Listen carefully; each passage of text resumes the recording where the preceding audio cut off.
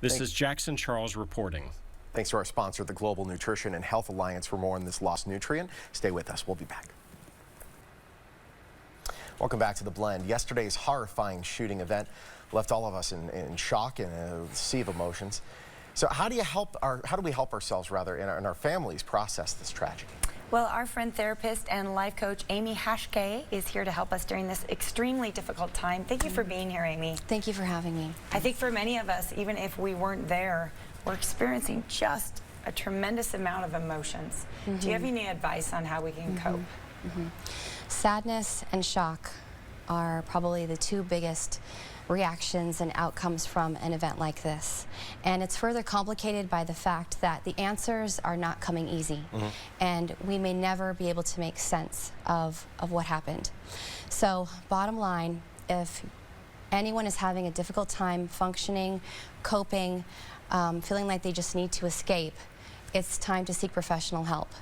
And I'm so grateful for the outpouring in the community from various local agencies and organizations who are providing the necessary crisis counseling that the community needs at this time, whether you are directly or indirectly affected. We're all feeling this. Absolutely. And then this is, I know a lot of adults are saying, how do I tell my children about this? How do I talk to them about this? I mean, adults are having a tough enough time coping, and then to be able to try to translate this to a child and not only kind of put them at ease, but also help them cope. How do you do that? It's important to have age-appropriate conversations. So what you say to a 5-year-old will be probably quite a bit different from what you would say to someone who's 10 or 11. But above all, we have to continue to let kids be kids. So it's okay to be honest about what happened, answer their questions honestly, leave out the graphic details, for sure. And also connect with the school system. Find out what messages are being disseminated and connect with that. Get in the loop so that you can process that with them when they get home from school. Absolutely.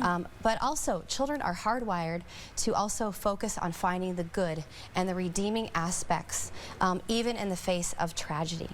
Okay, so we want to focus on the courage and the bravery that has been displayed. Just focus on the good in the world as opposed to just the evil. And that's because that allows them to feel safe in their environment, which is so important for their development. Well, it's really the same for us adults, isn't it? It is. Focusing on the positive. So many people are grasping to focus on something right now. How do you think, Amy, this is going to affect the community as a whole? We have 20 seconds. I know this Sorry, is very fast. sorry to give it, no pressure.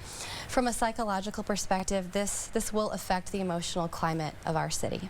It will. But I am an 11-year resident myself personally, and I have never encountered a more spirited and resilient community as I have over the years and in the past couple of days. We are truly an example to emulate in our response. Amy, it's a pleasure having you. Thank you. Thanks for being here. Thank you. If you're searching for support in the wake of this tragedy, Alta Wellness Center is offering free support group to members of the community who are both directly and indirectly affected by the deadliest mass shooting in modern U.S. history for the next 10 days. For more information, the number of the website right there on your screen. Stay with us. We'll be back.